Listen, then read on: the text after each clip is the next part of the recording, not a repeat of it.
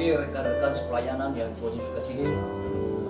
Sebelum kita mengangkat tugas kita yang mulia di pagi hari Minggu ini, kita minta tuntunan Roh Kudus. Kita satu dalam doa. Ada ungkapan syukur Tuhan Yesus, kami naikkan kepada Bapa di sorga. Engkau sangat baik, paling baik. Engkau layak dipuji, dibesarkan, diagungkan. Terima kasih Tuhan Yesus, terima kasih Tuhan Yesus. Tuhan Yesus, sebentar kami sebagai semas majelis akan bertugas Tuhan. Kiranya Tuhan lindungi dan berkati kami yang bertugas keluar maupun di dalam. Sering istimewa Bapak Pendeta PH Utayana yang sebentar akan memimpin kami. Tuhan Yesus memberikan dia ekstra pintaran, kecerdasan. Terima kasih Tuhan Yesus. Pada satu oknum yang sedang mendengar berita firman yaitu si iblis. Hamba berdoa di dalam nama Yesus Kristus, Tuhan patahkan, hancurkan usir dalam proses-proses gelap dalam rohani. Terima kasih Tuhan Yesus, terima kasih Roh Kudus. Haleluya. Amin.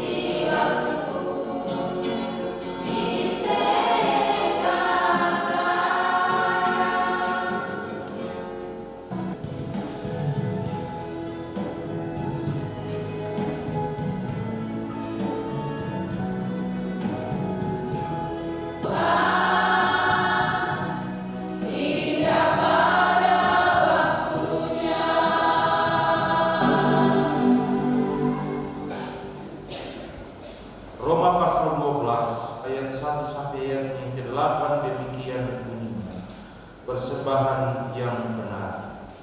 Karena itu saudara-saudara, demi kemurahan Allah, aku menasihatkan kamu supaya kamu mempersembahkan tubuhmu sebagai persembahan yang hidup, yang kudus dan yang berkenan kepada Allah. Itu adalah ibadahmu yang sejati. Janganlah kamu menjadi serupa dengan dunia ini, tetapi berubahlah oleh pembaharuan budimu, sehingga kamu dapat membedakan manakah kehendak Allah, apa yang baik dan yang berkenan kepada Allah dan yang sempurna. Berdasarkan kasih karunia yang dianugerahkan kepadaku, aku berkata kepada setiap orang di antara kamu, janganlah kamu memikirkan hal-hal yang lebih tinggi daripada yang patut kamu pikirkan, tetapi hendaklah kamu berpikir begitu rupa, sehingga kamu menguasai diri menurut ukuran iman yang dikaruniakan Allah kepada kamu masing-masing. Sebab sama seperti pada satu tubuh kita mempunyai banyak anggota, tetapi tidak semua anggota itu mempunyai tugas yang sama. Demikianlah kita juga, walaupun banyak, adalah satu tubuh di dalam Kristus, tetapi kita masing-masing adalah anggota yang seorang terhadap yang lain. Demikianlah kita mempunyai karunia yang berlainan menurut kasih karunia yang dianugerahkan kepada kita. Jika karunia itu adalah untuk bernubuat, baiklah kita melakukannya sesuai dengan iman kita. Jika karunia itu untuk melayani, baiklah kita melayani. Jika karunia itu untuk mengajar, baiklah kita mengajar. Jika karunia untuk menasihati, baiklah kita menasihati. Supaya yang membagi-bagikan sesuatu, hendaklah ia melakukannya dengan hati yang ikhlas. Siapa yang memberi pimpinan, hendaklah ia melakukannya dengan rajin. Siapa yang menunjukkan kemurahan, hendaklah ia melakukannya dengan sukacita. Demikian firman Tuhan yang berbahagia. Kita semua yang mendengarkan bagian firman Tuhan dan mau melakukannya di tengah-tengah hidup kita hari lepas hari. Shalom. Dalam khotbah kita di Minggu tanggal 16 Februari 2025, kita akan ada dalam catatan tema kesehatan dalam persembahan tubuh dan karunia pelayanan. Kalau minggu kemarin kita baca tentang ajakan Paulus kepada orang-orang di Korintus, belajar daripada orang-orang di Makedonia, mengumpulkan apa yang menjadi bagian dari hidup mereka, baik itu berupa uang maupun apa yang ada pada mereka, untuk membantu orang-orang kudus di Yerusalem. Maka hari ini juga kita akan ada dan bicara tentang bagaimana kita mempersembahkan persembahan yang benar kepada Allah. Dari uraian teks bacaan kita hari ini, Paulus mengajak kita untuk menghayati panggilan kita, yakni untuk mempersembahkan yang terbaik kepada Tuhan. Persembahan seperti apakah yang diinginkan Tuhan sebagai persembahan yang benar, yang adalah ibadah kita yang sejati. Sebuah pertanyaan yang menuntut kita berpikir dan mengambil keputusan, apa yang harus saya berikan kepada Tuhan yang terbaik, yang merupakan bagian dari ibadah kita setiap hari. Beberapa waktu yang lalu saya pernah berkata, ketika kita ada dalam sebuah proses ibadah sebagai persembahan yang hidup, sesungguhnya ketika kita bangun, bersyukur, melakukan apa yang bisa kita lakukan dari pagi sampai malam sampai kita bersyukur, itulah persembahan ibadah kita yang sejati. Namun ketika bangun pagi melakukan syukur, siang hari ada hal-hal yang lain membuat kita marah dan lain sebagainya, sesungguhnya ibadah kita telah hancur karena kita tergoda dengan dunia ini. Kalau kita baca dalam ayat 2, dia bilang, janganlah menjadi serupa dengan dunia ini, supaya kita bisa tahu mana kehendak Allah dan mana bukan. Ada 3 hal penting yang harus kita pahami dalam bacaan kita hari ini. Yang pertama, persembahan yang benar adalah persembahkan tubuh sebagai persembahan yang hidup. Firman Tuhan dalam bagian ini dikatakan, karena itu saudara-saudara, demi kemurahan Tuhan, aku menasihatkan kamu supaya kamu mempersembahkan tubuhmu sebagai persembahan yang hidup, yang kudus, yang berkenan kepada Allah. Itulah ibadahmu yang sejati. Mempersembahkan tubuh di sini berarti menjadikan tubuh sebagai korban bagi Allah, mempersembahkannya untuk kepentingan menyenangkan hati Tuhan. Tubuh kita haruslah menjadi persembahan yang hidup, yang membuat Allah begitu bangga dan senang terhadap kita, karena Ia memberi kita tubuh yang sempurna untuk melakukan apa yang harus kita kerjakan. Anak-anak sekolah minggu menyanyikan lagu yang begitu menarik. Tanganku kerja buat Tuhan, mulutku memuji namanya, kakiku berjalan tiap hari dan kata-kata selanjutnya. Itulah sebuah proses persembahan tubuh yang harus kita kerjakan untuk melakukan apa yang terbaik, yang menyenangkan hati Tuhan. Dalam bagian ini juga Paulus mengingatkan kita untuk ketika kita mempersembahkan tubuh, berarti pikiran dan perkataan serta perbuatan kita juga menunjukkan tindakan yang mencerminkan kita mempersembahkan yang terbaik untuk Tuhan. Jadi persembahan tubuh itu dikatakan persembahan yang harus hidup. Hidup berarti ada pergerakan, ada sesuatu yang bisa kita lakukan untuk sesuatu hal yang baik. Jadi mempersembahkan tubuh berarti kita hidup. Kita hidup untuk melakukan segala sesuatu yang bisa kita kerjakan demi kemuliaan nama Tuhan. Kemudian yang kedua dikatakan, pada bagian ini juga dikatakan kita harus mempersembahkan itu dengan kudus. Yang pertama dia bilang hidup, kemudian yang kedua dia bilang kudus. Artinya bahwa kita harus mempersembahkan tubuh dengan segala kekudusan yang ada pada kita.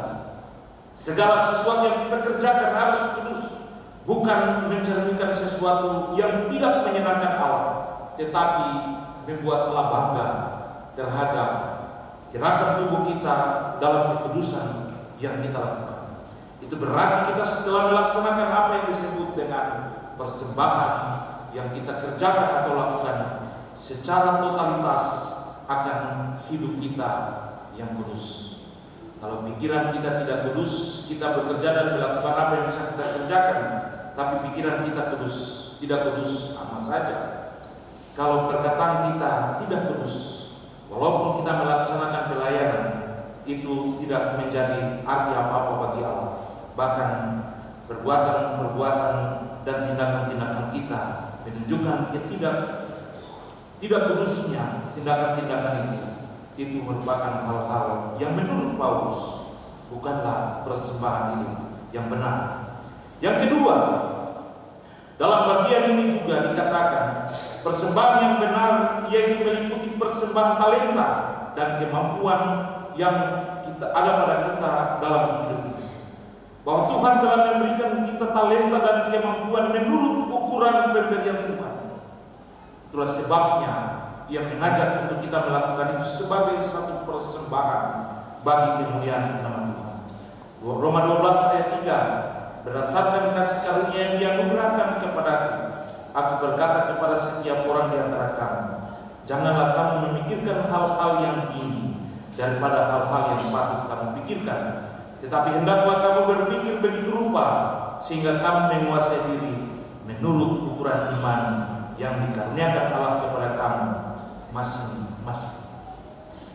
Apa yang Tuhan berikan kepada kita berupa talenta dan kemampuan, kita harus terimalah itu dengan sukacita, dengan penuh tanggung jawab. Jangan bersungguh atau mengingini talenta-talenta yang lain. Bapak Ibu punya talenta menyanyi, dan saya harus bangga terhadap talenta itu. Bukan berarti saya harus belajar menyanyi sampai kasih kalah ibu-ibu PW yang tadi baru menyanyi. Karena mereka punya talenta.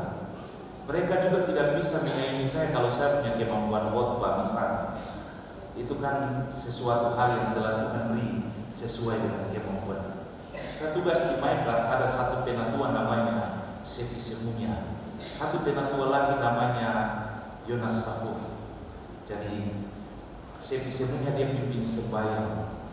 Lalu dia bilang begini, Tuhan kasih kita karunia yang berbeda-beda, talenta yang luar biasa, dan semua itu harus kita pakai untuk membangun, untuk kemuliaan Tuhan. Kalau saya punya talenta untuk berkhotbah, itulah kemampuan saya. Tetapi penatua Yonas Sabuk dia punya talenta cuma kasih pengumuman, tapi dia tidak pernah tahu kerja. Itu sebuah ungkapan yang emosi, karena kalau ada setiap pekerjaan yang harus kita kerjakan di gereja, Pak Yonas punya tugas pengumuman, semua harus kumpul dan kerja, tapi dia tidak pernah datang kerja. Dan dia emosi, langsung dia bilang, saya punya karunia untuk berkhotbah, bukan seperti Yonas Sabuk yang tahu pengumuman tapi tidak tahu kerja. Bapak Ibu, Tuhan kasih kita talenta dan segala hal yang merupakan bagian dari seluruh hidup kita yang luar biasa, yang Tuhan mau semua itu kita pakai untuk memuliakan Tuhan. Contoh saja, hari ini kalau tidak ada saya, ketemu ibadah belum tentu akan jalan normal. Hari ini kalau tidak ada Mama Sasa dengan teman-teman, betul tidak bisa menyanyi rohani 93 yang merupakan doa daripada pembacaan kita. Kalau Bapak Onas tidak ada untuk mengorder sio kita sunyi, dan kita tidak bisa bawa. Itulah yang dikatakan Paulus, dia memberi talenta kepada kita sedemikian rupa, dan ketika semua itu digabungkan menjadi satu kesatuan yang sempurna, maka kita akan melihat segala hal yang luar biasa sebagai bagian dari hal memuliakan Tuhan di tengah-tengah pergumulan ini. Sebab dalam Matius pasal 25 ayat 14 sampai ayat yang ke-30, perumpamaan tentang talenta, di mana ia memberikan kepada kita gambaran bagaimana kita harus mengusahakan setiap talenta yang kita punya, harus melakukan segala hal yang luar biasa, dan bukan talenta-talenta itu kita gunakan dengan sendiri-sendiri dalam kehidupan kita. Kita harus melakukan semua itu untuk membangun dalam sebuah persembahan yang kita berikan kepada Allah. Yang ketiga, Bapak Ibu, persembahan yang benar itu melingkupi, memadukan talenta-talenta masing-masing sebagai anggota, sebagai kekuatan dan kesempurnaan pelayanan. Roma 12 ayat 4 dikatakan, sebab sama seperti pada satu tubuh kita mempunyai banyak anggota, tetapi tidak semua anggota itu mempunyai tugas yang sama. Kaki punya tugas hanya untuk berjalan, tangan punya tugas untuk melakukan apa yang bisa dia kerjakan, telinga punya tugas untuk mendengar, lidah dan mulut punya tugas untuk mengungkapkan kata-kata, dan semua itu jika digabungkan menjadi satu, maka semua akan menjadi satu kesatuan dalam pergumulan hidup kita. Itulah sebabnya dalam tema khotbah ini dikatakan kesehatan dalam persembahan tubuh dan karunia pelayanan. Kalau seluruh anggota tubuh ini dalam persekutuan pribadi menjadi satu kesatuan dalam kesehatan, maka semua akan berjalan baik. Jika kaki bilang, tanganku apa kan? Kalau saya terada, aku tidak bisa kemana-mana.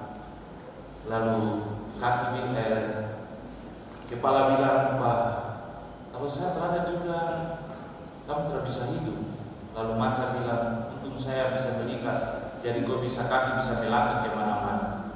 Tapi itu menjadi satu kesatuan, kesehatan dalam melaksanakan semuanya, maka semua persoalan akan menjadi lebih baik. Oleh sebab itu, kita memiliki banyak hal yang telah Tuhan beri kepada kita dalam tubuh ini, tetapi kita masing-masing harus menyadari bahwa kita memiliki kepala yang satu. Dalam bagian ini dikatakan kepala yang satu itu adalah Kristus di dalam gereja ini. Ada PW, ada PKB, ada PAM, ada PAM, ada majelis jemaat dan lain sebagainya. Jika semua itu dipadukan menjadi satu, maka kita akan menjadi luar biasa. Kemarin saya jalan dengan ibu-ibu PW, Minyong Sembut PW tanggal 18. Kita jalan santai sekaligus kita cabut lotre. Jadi kebetulan saya bawa sendiri. Jadi baca-baca satu nomor terang kedua setelah sio hari ini ibu tidak mengasihi saya. Ternyata nomor saya juga keluar berarti kita ada dalam kesehatan dalam rasional semua itu. Itu hal yang baik. Tapi kalau seandainya ibu-ibu jalan tapi bapak-bapak mari temani kita jalan lagi kan, anak-anak mari kita jalan lagi. Kalau semua jalan pasti hidup menjadi sempurna dan ramai dalam segala hal yang bisa kita kerjakan. Itu contoh kecil. Kalau kita ada dalam kesehatian untuk mempersembahkan tubuh yang Tuhan suka untuk kita, dan kita melakukan yang terbaik di tengah-tengah hidup kita, maka Tuhan pasti mengasihi dan memberkati kita. Bapak Ibu, kalau dalam Roma pasal 12 ayat 6-8 dikatakan, demikianlah kita mempunyai karunia yang berlainan menurut kasih karunia yang dianugerahkan Tuhan kepada kita. Jika karunia untuk bernubuat, baiklah ia bernubuat. Jika karunia untuk memuliakan Tuhan, baiklah ia memuliakan Tuhan. Jika karunia untuk melayani, baiklah ia melayani. Kalau saya rakus, berarti saya babat semua. Benar atau tidakkah? Yang penting itu kemauan saya. Yang penting saya nama naik. Tuhan tidak pernah menghendaki hal seperti itu.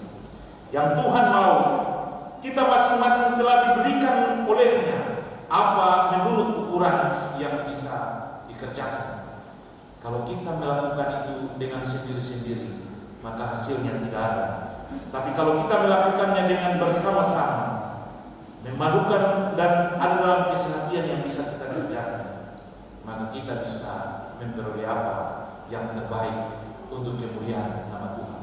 Sehingga kesehatan kita dalam persembahan tubuh dan karunia yang Tuhan berikan, kita bisa menyempurnakannya dalam pelayanan yang kita kerjakan di tengah-tengah dunia.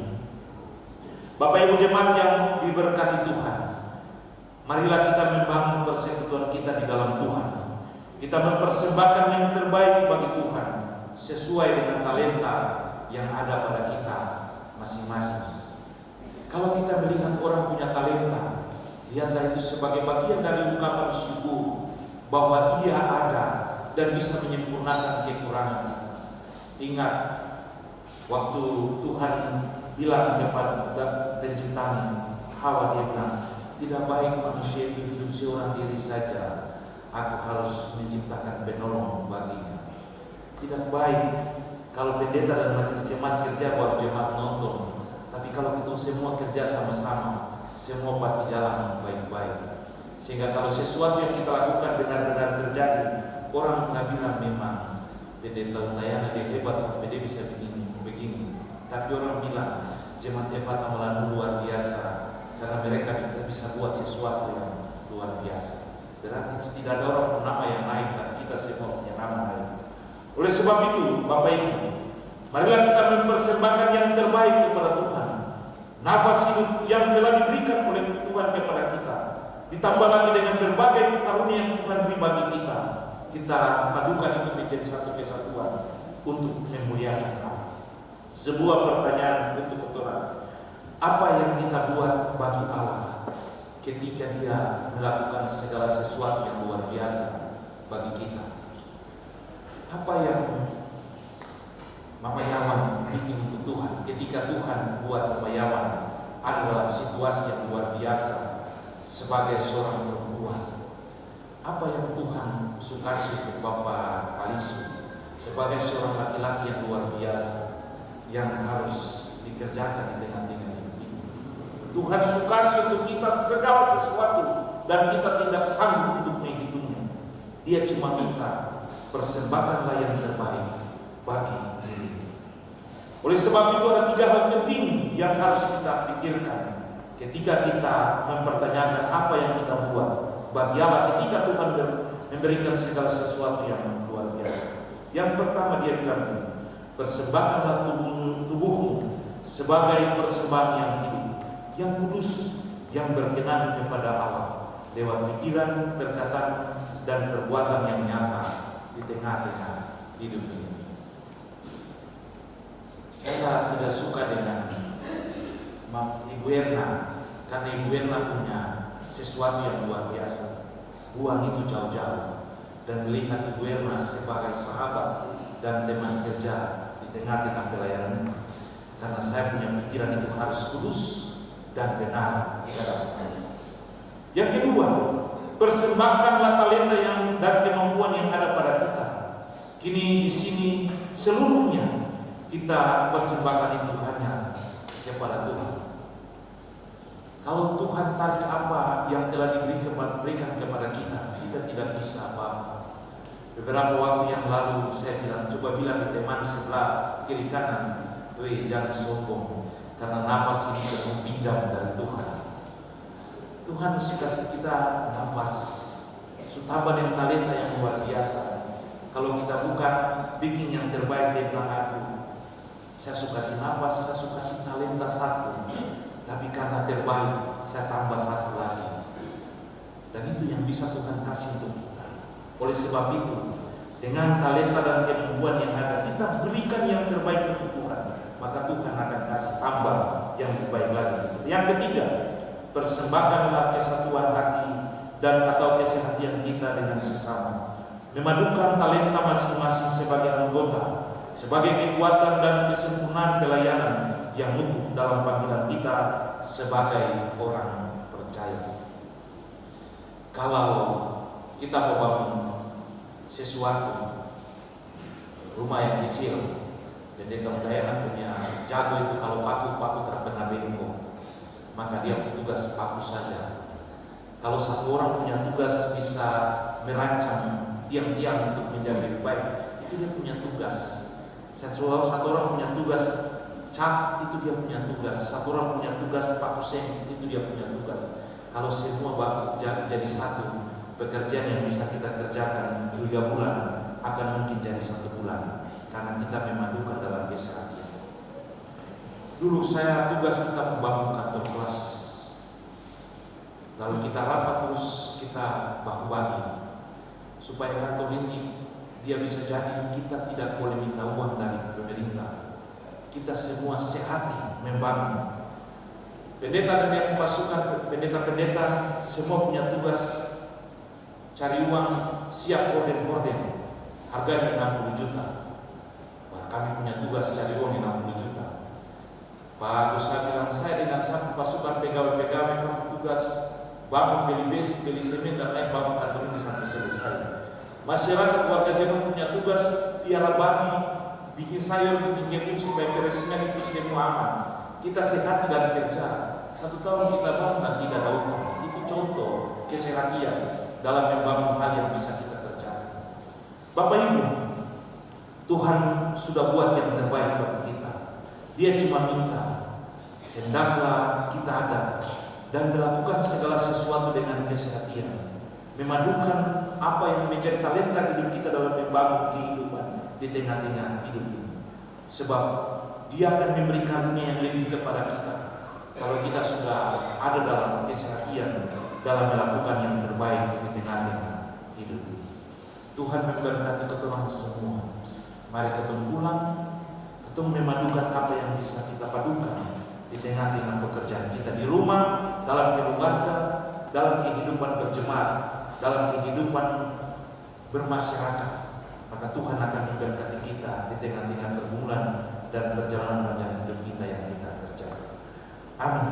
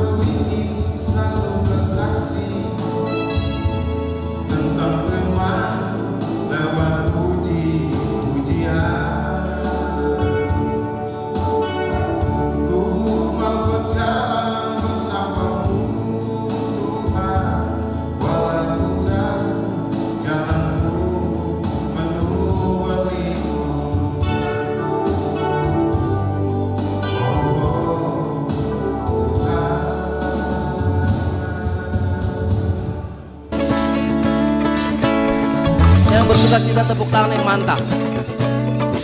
Nikmati. Ya. Dengan hati kita puji Allah kita. Wah.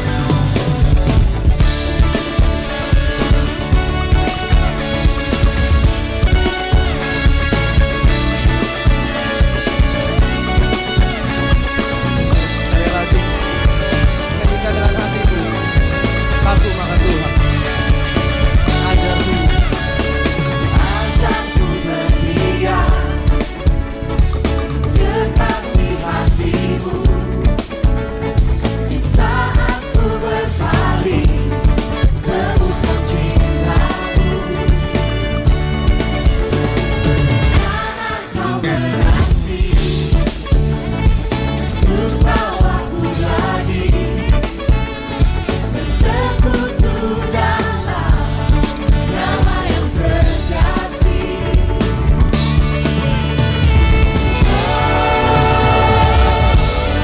Udah bahagia.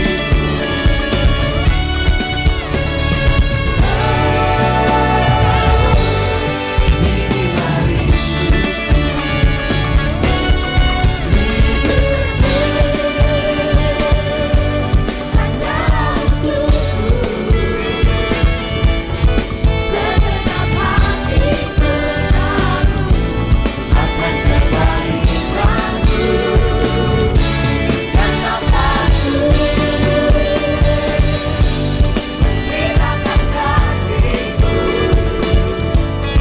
Ada ku berdiam tenang di hatimu.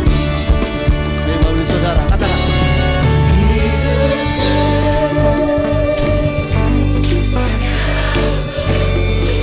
Segenap hatiku, segenap hatiku.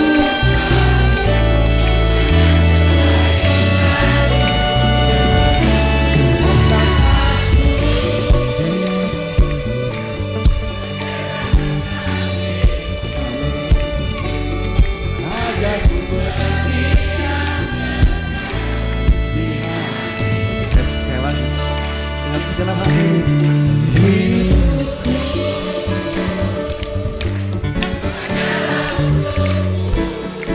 Segenap hatiku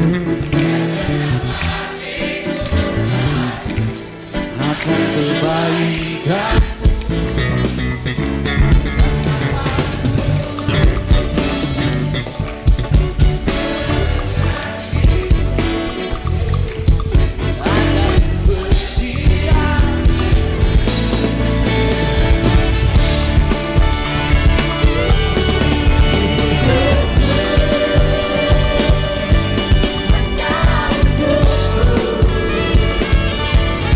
Segenap hatiku kagum akan kebaikanmu dan nafasku menceritakan kasihmu.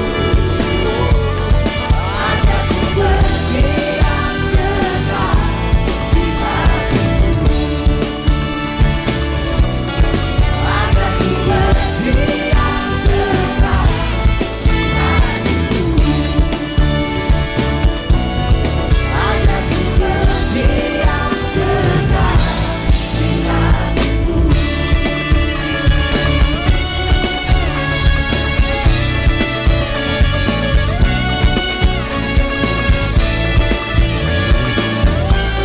Mari menikmati kebaikan Tuhan. Tepuk tangan sekali untuk Tuhan ya. Tepuk tangan yang meriah untuk Tuhan Yesus. Sebab kami kagum akan perbuatanmu. Segala berkat-Mu atas kami Tuhan.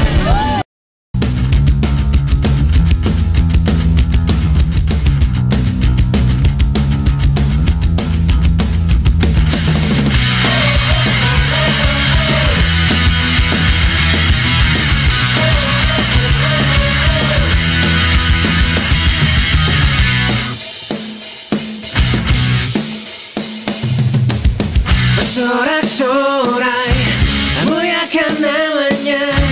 Dia berperang ganti kita. Bertepuk tangan muliakan namanya. Dia selamatkan jiwa kita. satu-satunya penebus